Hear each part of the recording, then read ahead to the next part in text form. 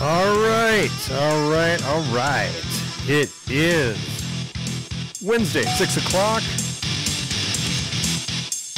We have... All right. Okay. All right. Eamonn. Dean, how are you? Hey, all right. Hold on one second. I gotta patch you in. We had some unfortunate delays happen here. Hold on one second.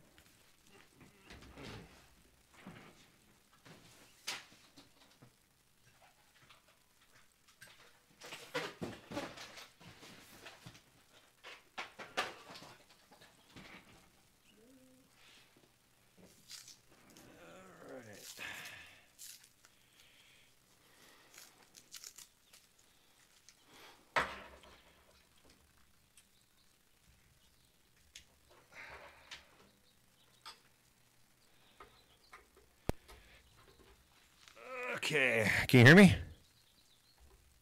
Hello? Can you hear me? Yes, no? No?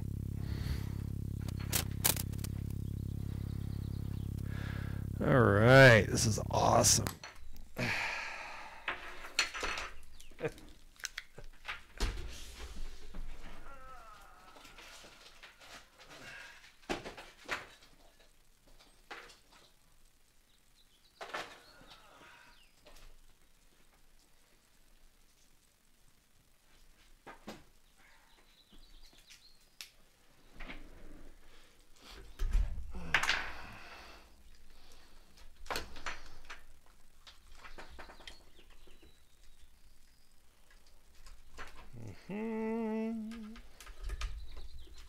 Okay.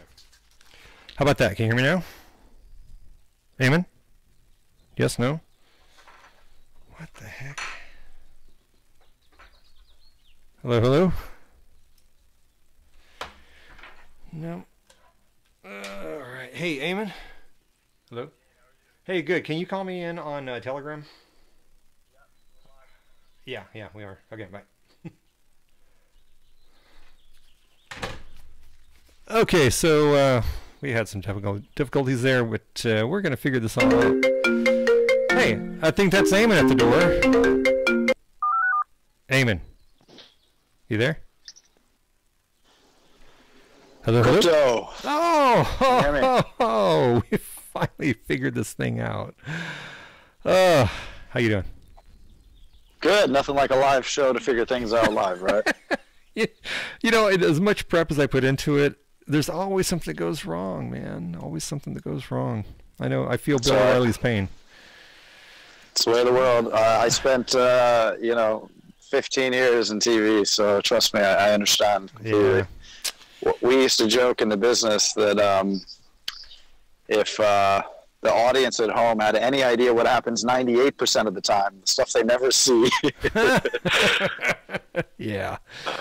Oh man. So right on. We're doing our shows. We're doing our weekly sports show. This is the the WonderDog Sports and Crypto with Eamonn from Your Sports, and you sent me a few things to check out today. First in the news here is our big old buddy fighter, Floyd Mayweather. Well, I think Floyd kind of got caught a little bit in the crossfire. Ultimately, this is one of those kind of horror stories for the crypto market, right? Yes, the SEC has been kind of paying more attention recently, sure. But this firm, called Centra, raised 30 million plus, somewhere in there.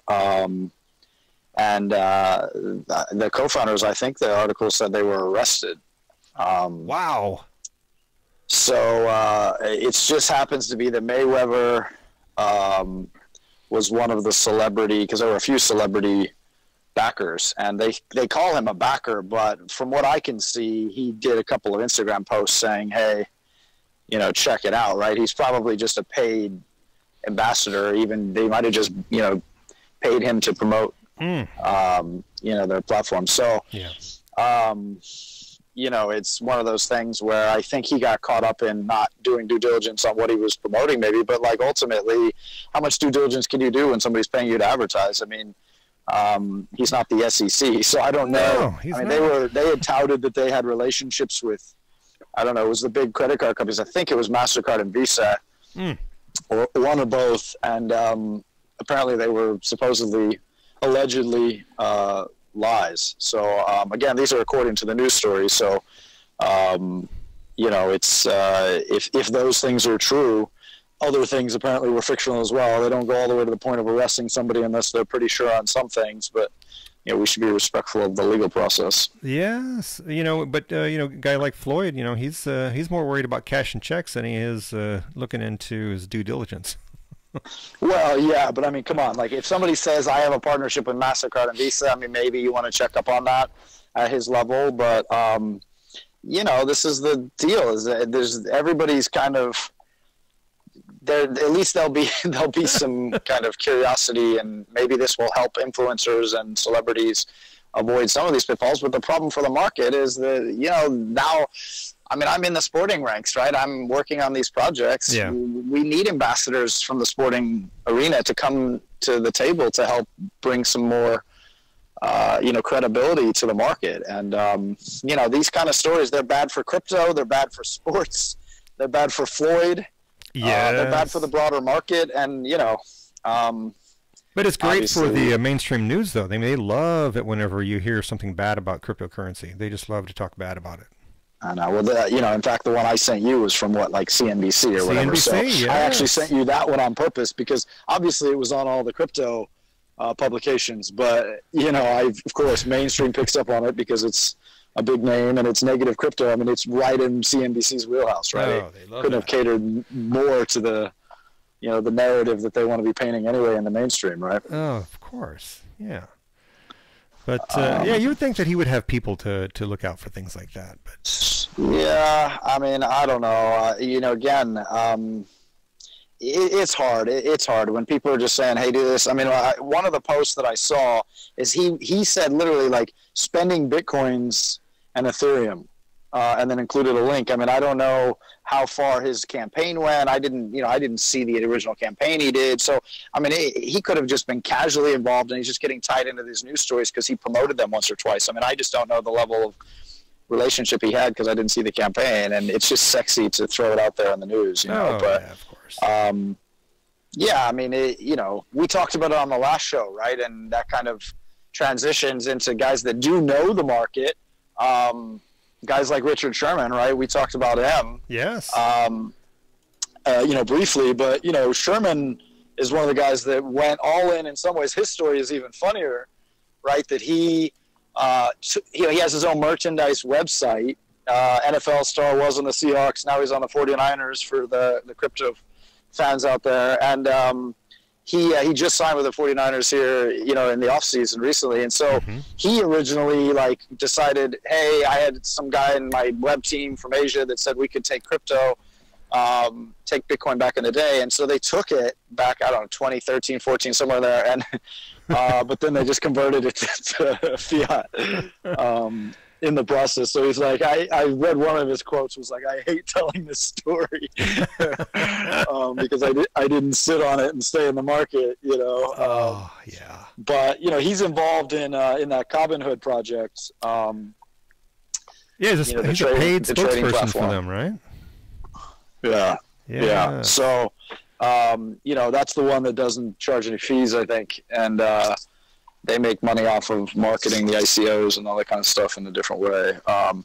But yeah, so he kind of joked that he, as an athlete, look, it wasn't about due diligence back then, right? They were just like, fine, if people want to pay us in Bitcoin, we'll do it, and we'll convert it to the market rate at the time and not chase it. But now he's big into it, right? I mean, he's decided that I saw one of his quotes mentioning Litecoin, and so he's beyond just the basic Bitcoin model, and he has a whole strategy he's mentioned, and he seems to be getting more and more public about it. He's also getting near to the end of his career, so yeah. Not a bad idea for him to be in the public eye in these things as well. So it's good. He's a good representative for the crypto community in the sports market. Yeah, he did say, though, NFL superstar Richard Sherman is all in on cryptocurrencies, but doesn't think his grandmother should invest. Well, I mean, it's a volatile market. I mean, this is a speculative market. I was speaking at a blockchain event last night in San Francisco, and one of the traditional VCs pulled me aside and said, hey, how are some of these VC markets going to work on the blockchain? Because he saw that I was involved in SportVest in a VC, and I'm like, well, it's not very complicated. It's adding liquidity to the equation sooner, but the business doesn't change. And then he literally pelted me with a bazillion questions, about how it could work and all of these kinds of things, and he's like, oh, it's really interesting that sports and all of the kind of sports market relationship to it, and but I'm like, he was like trying to understand how the coins get placed at the initial stage, right? How is there a price set? What is the strategy and what is the formula used? And he kept going back to formula, and he was hammering me. And I'm like, well listen, buddy, like, this is a speculative market. So yeah. I can tell you how, like, the companies I've been involved with have, reached that point. But, the science behind it isn't going to be based on the last 25-year curve, just so you know. No, it's not.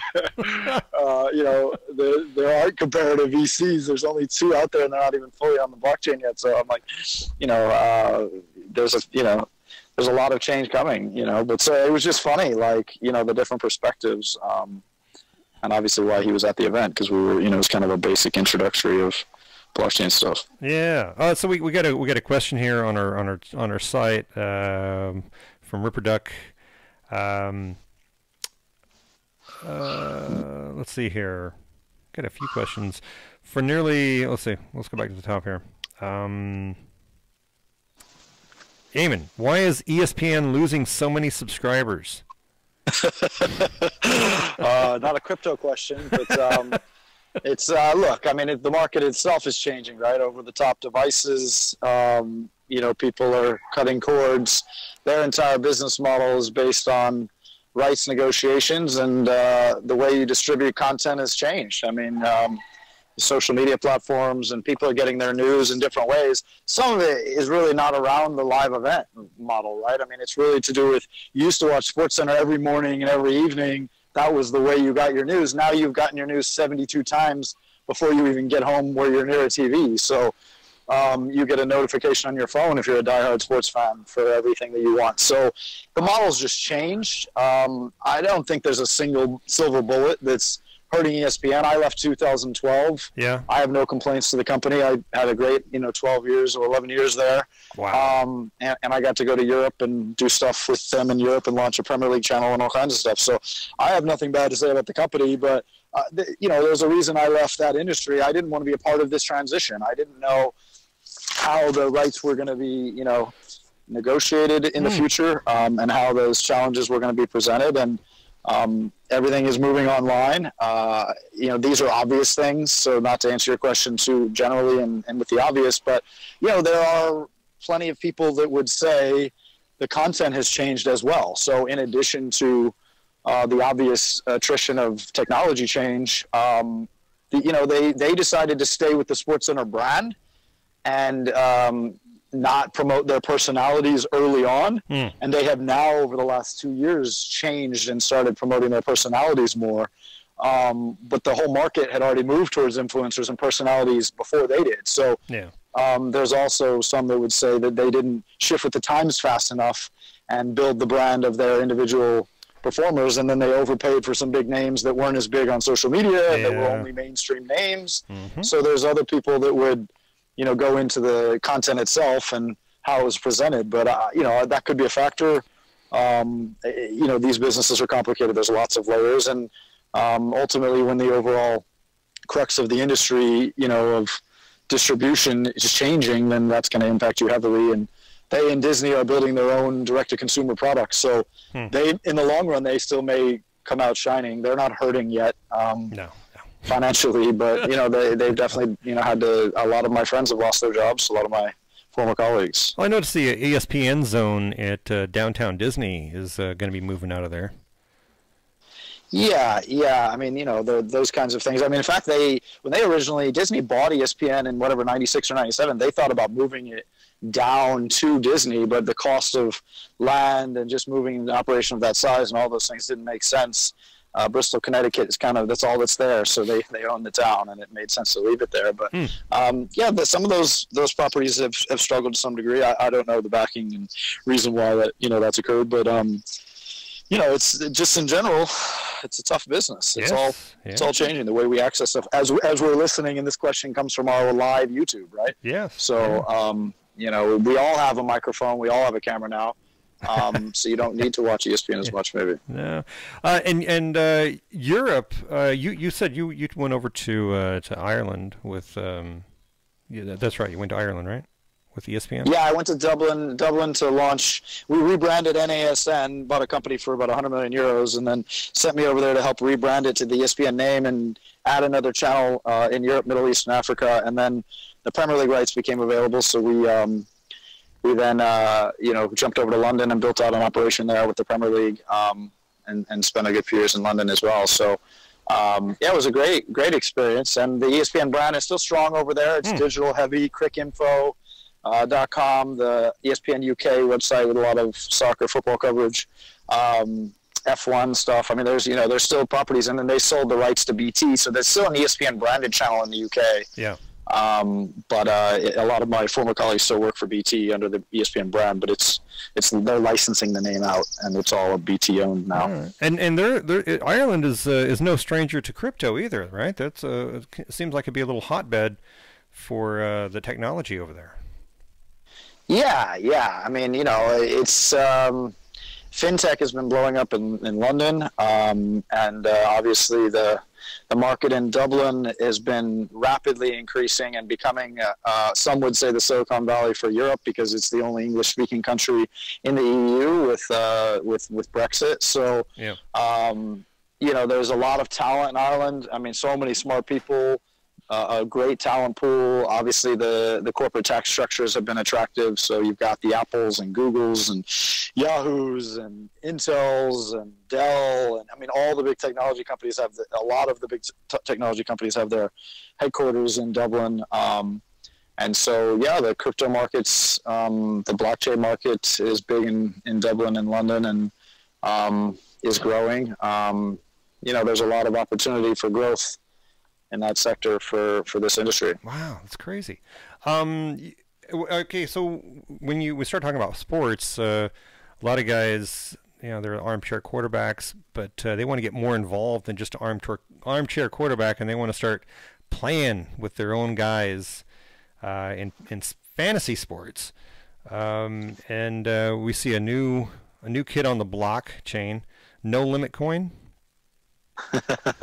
Yeah. Well, I think that they hit the sports radar. I mean, obviously, the initial reason they hit the sports radar is just because they're fantasy sports, and they have a model. The blockchain in general is very appealing to gambling and fantasy, since we talked. I think we lost him. Eamonn.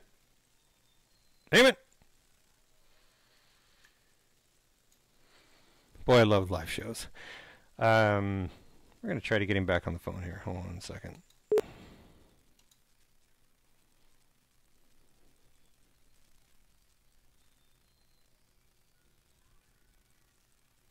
wonder if that was me.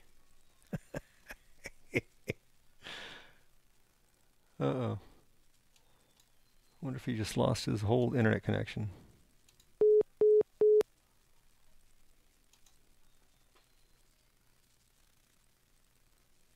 Huh.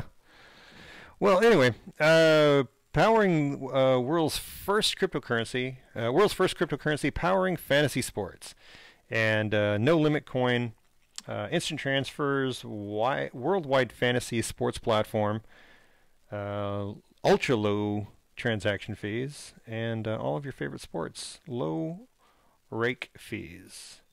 I don't play fantasy sports, but it looks fascinating. Football, soccer, European football. Hockey, crypto. I got to get Eamonn back on this. I don't know what happened here. This is bizarre.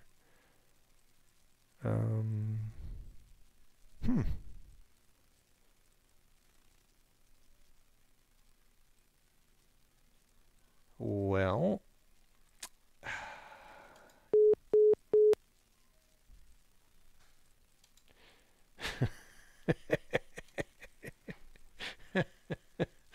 I don't know what the hell happened, man. This is crazy.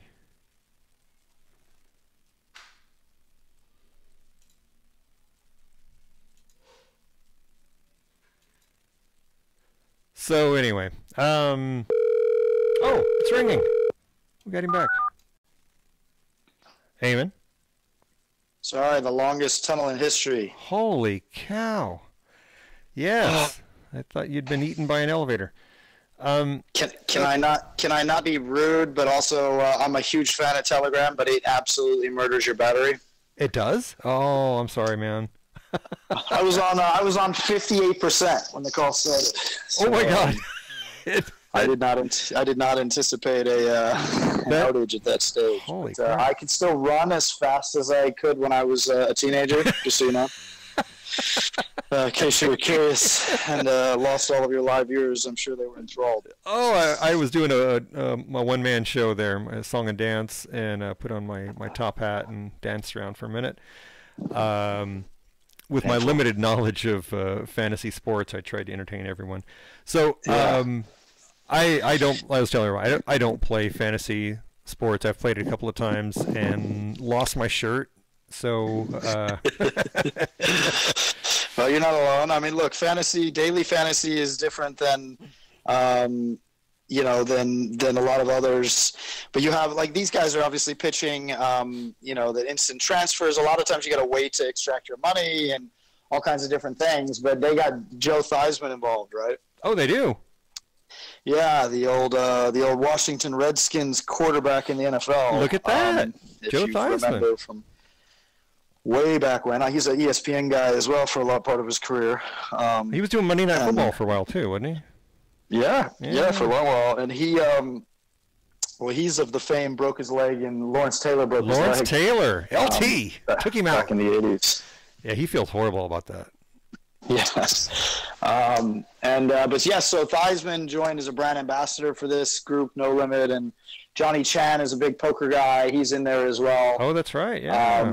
And so I know, I can't vouch for the platform. I don't know a lot about it, but it looks like they already had made a good bit of progress before Joe got involved. And, they've been going since 2017. So, they've got, that's going to be a really competitive market. And I think it's really interesting to see, really it's the primary market for sports right now is gambling and fantasy and esports. So, it's interesting to see, if bringing a brand ambassador of those levels is going to help. It's got us talking about it today, which we probably would not have been talking about any of these specific ones today without his involvement. So, I think this is good. Like I said earlier with Sherman, I mean, you need mainstream names that are lending their brand to these organizations. And Johnny Chan's a big name in the poker circuit as well for some people. So, that's good for the industry. I'm a broad industry guy, right? I'm going to be happy for any company that's bringing credibility and doesn't get arrested. Yes. Stay out of the pokey in the process. Yeah. That's great. They're getting names like this, and I'm sure it's probably not hard to drop them a few dollars, especially when these ICOs are raking in $5, $10, $15, $20 million for their ICO.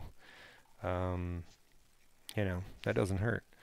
I was looking through some of their channels here, I guess, and they have football, soccer, which the Americans call bananas, hockey, crypto. I don't understand what that is. Crypto. You can play fantasy crypto, or is that just learning about crypto by playing fantasy crypto?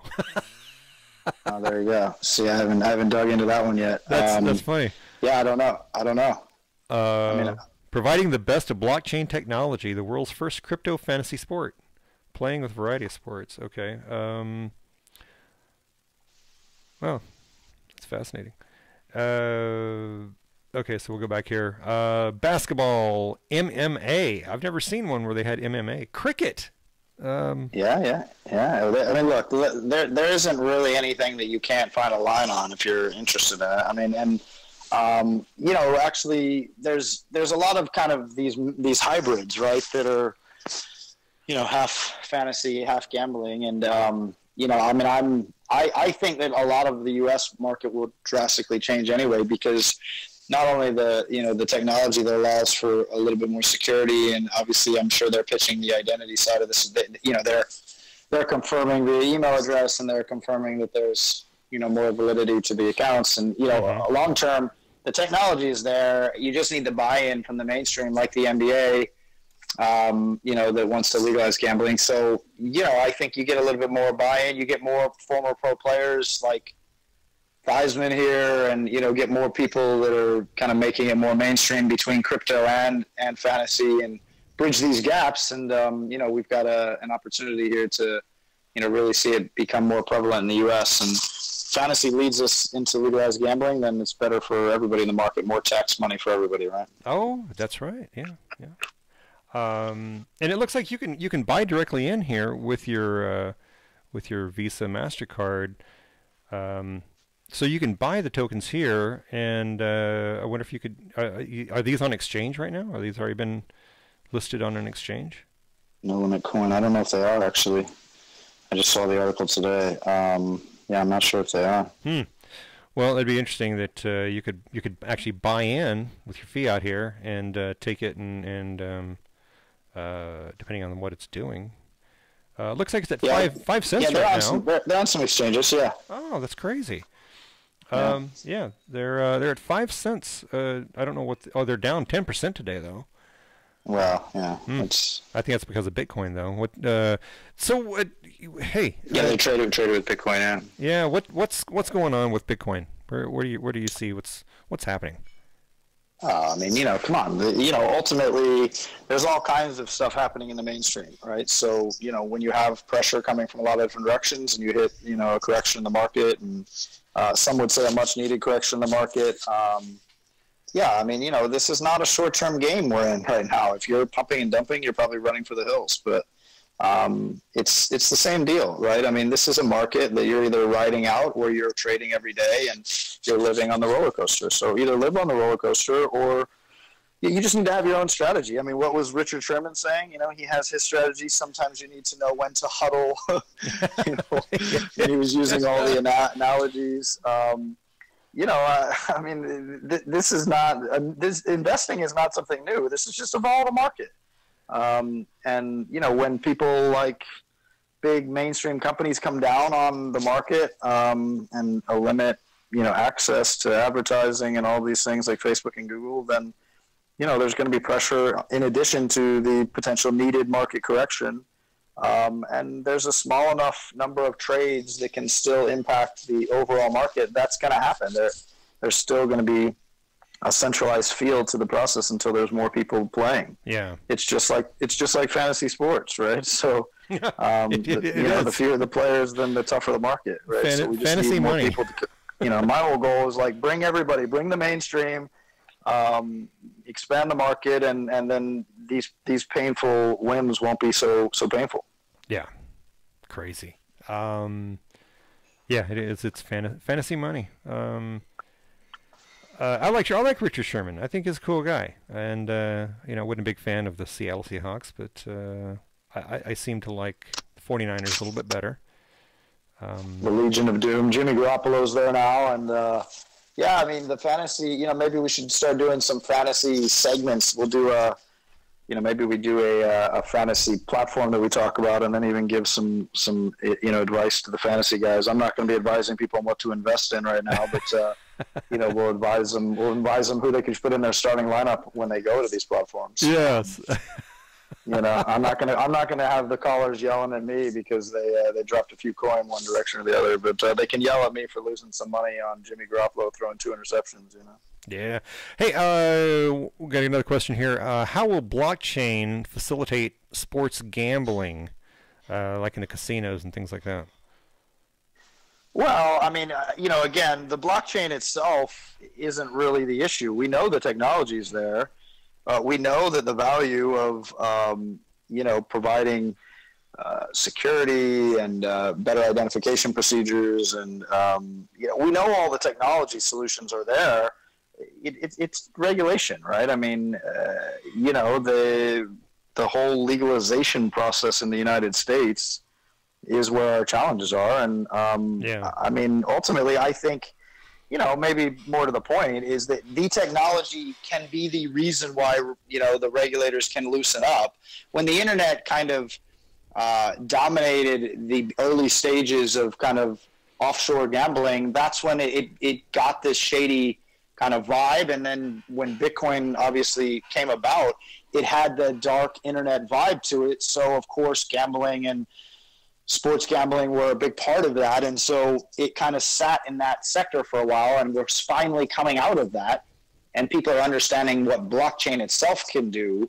And so what that does for you is put you in position to then say to regulators, hey, not only, should you legalize the concept of gambling, but the execution of the legalization is better, more efficient, better protections, easier to prove, less shadiness is possible, more protection for the consumers from the standard technology perspectives. I mean, you could get into the ills of society conversations all day long, of course, right? But it's also the same in the drug world or anywhere else, right? It's the more you limit things, is that there's always going to be a black market. So if you legalize things, then even some of those issues can be resolved potentially over time, with communities buying in to support people when they do have.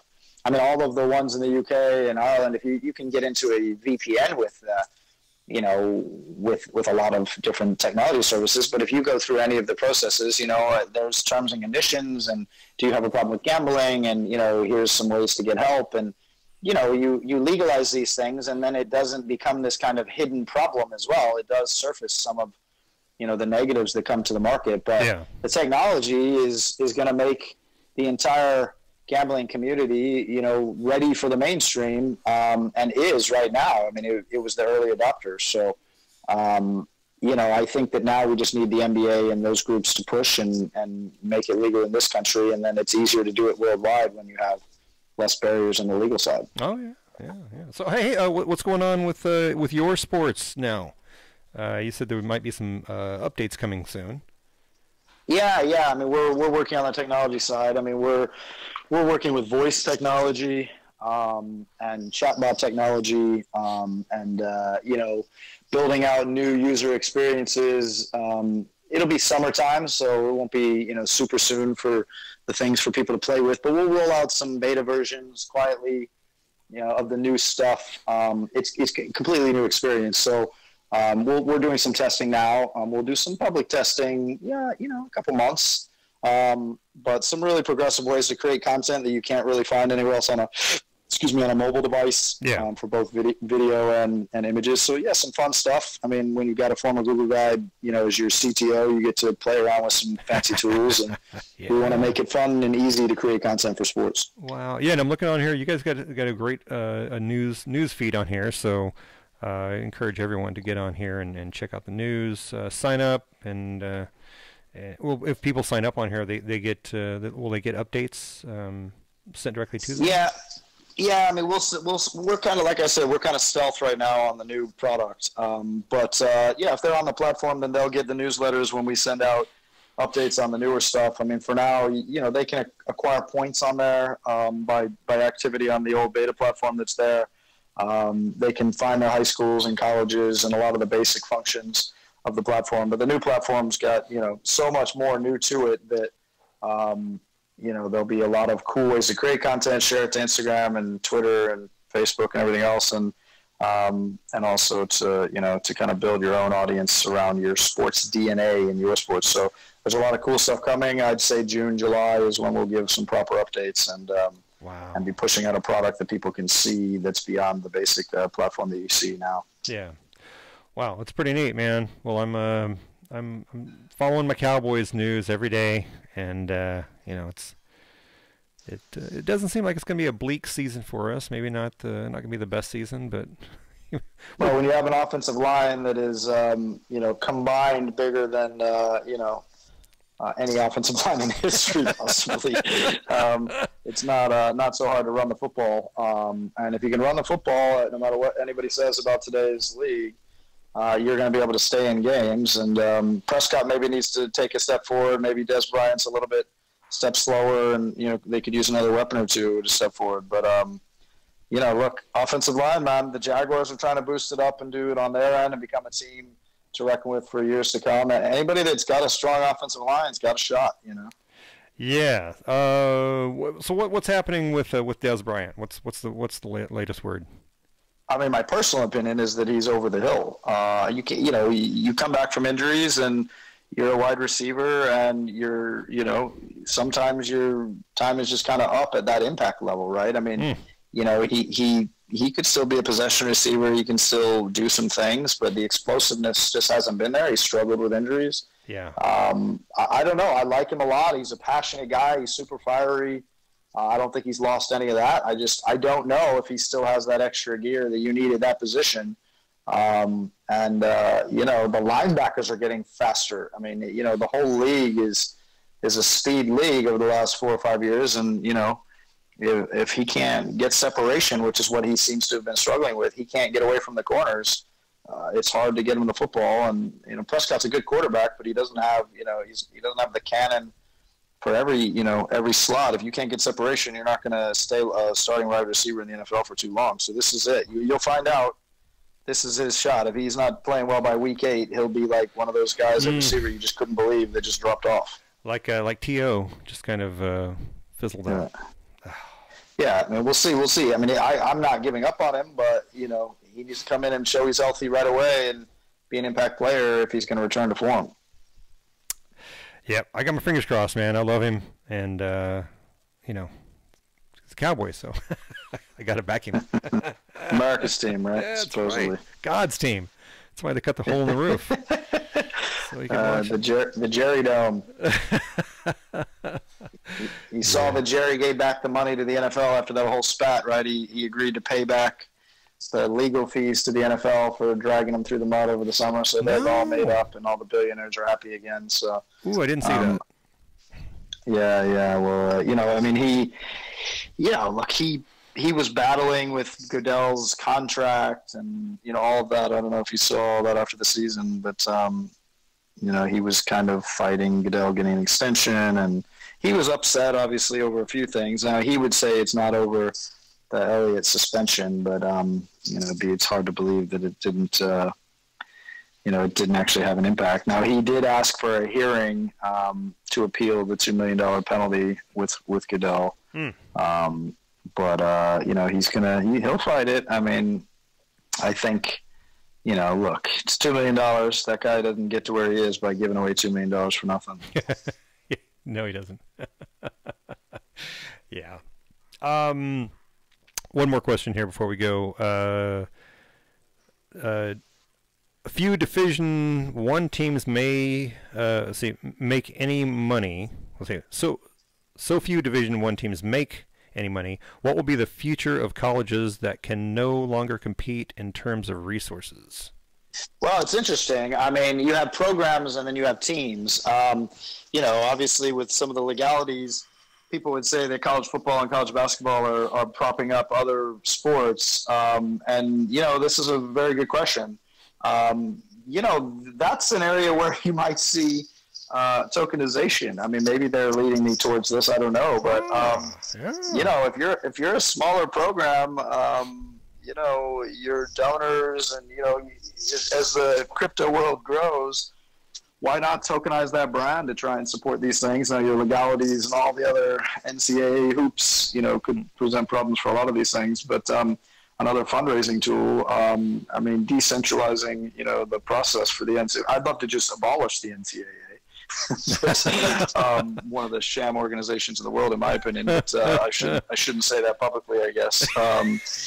You know, I don't know how FIFA, IOC, and NCAA all do it. I think they're all colluding to just make everybody's lives painful. But yeah, I mean, I think the real challenge is going to be as you expand the sports, right? Because to the point of the question, there are so many more sports that kids are playing. I mean, youth soccer is still big, but kids are playing and being forced to play direct, singular, specialist sport more often.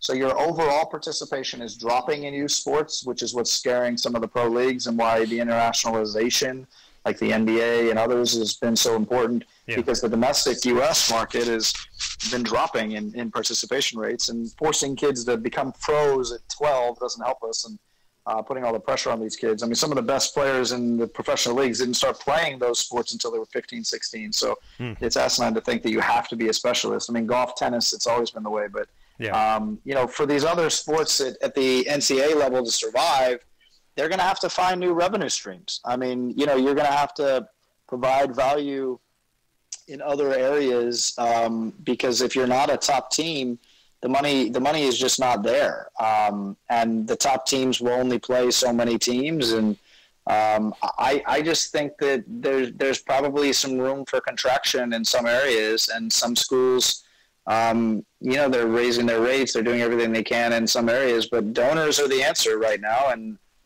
if your school doesn't have a big, heavy donor pool, your booster program, you know, you're going to have some problems. But, you know, there's more and more people going to college than ever.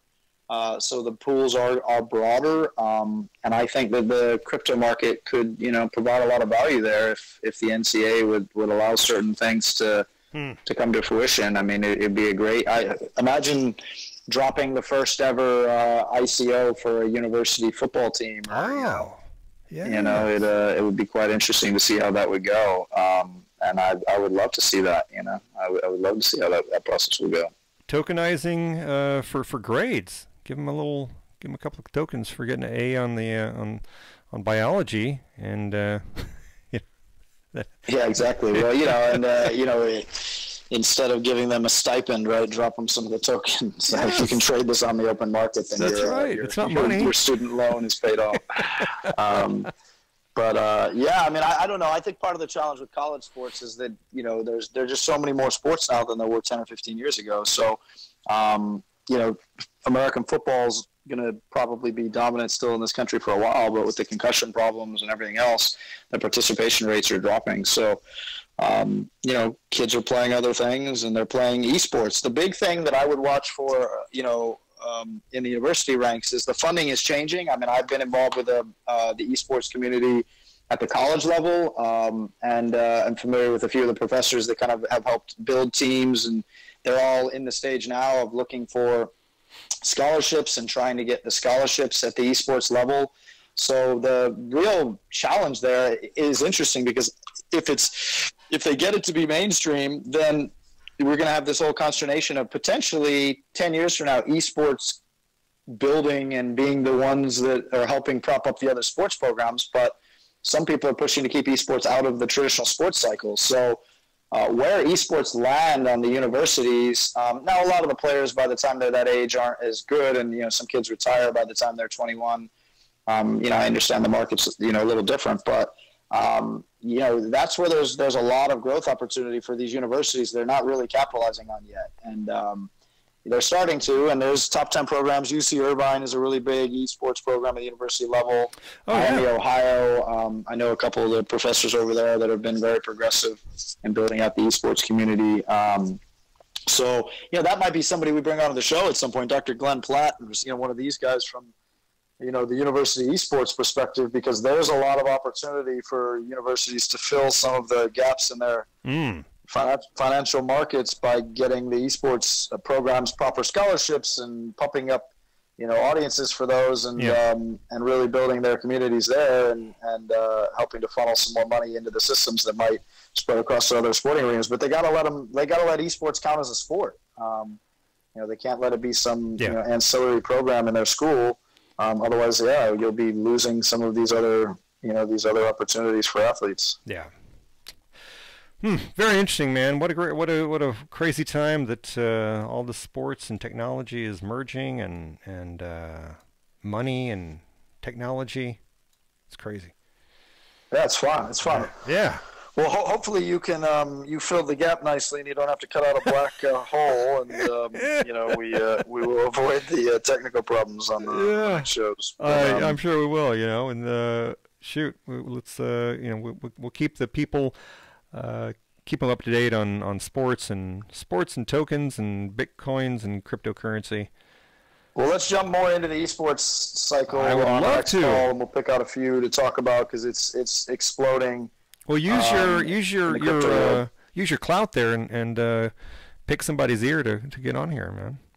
Yeah, we'll get somebody on there. I mean, the university side is interesting. I mean, they're far behind the standard market, right? Yeah. I mean, it's not developed yet. I mean, there's high school organizations that are trying to feed into the colleges and get scholarships and all of that, but it's interesting to me. But we should try and get an esports star that likes playing in the crypto space. Yeah. To come on and that'd be awesome. And shed some light on the broader market, much more active market beyond the university ranks. Yeah. It's exploding, and that's going to lead the way for sports on the blockchain. So let's pick out a few ICOs to chat about on the next one. Let's do it. Okay. Well, Eamon, it's been a great time talking with you. I know that we had agreed on about a 20-minute program. We've kind of doubled that so far, so expect a little bump in your pay this week. All right? That's right. Well, I'm rolling in it. Oh, I just hit a dip. I lost it all right in that 5 seconds. You should have pulled out, man. Yeah. Okay. Well, until next time, my friend, have a great day, and I'll talk to you soon. All right, sounds good. See you, Crypto. Brother. See you, man. That was our buddy Eamon, and we'll be coming back again really soon from everybody here at Crypto, the WonderDog Show. Sorry for the technical goof-ups there, but promise we'll get it back better next time. So everyone, have a good day. Woof.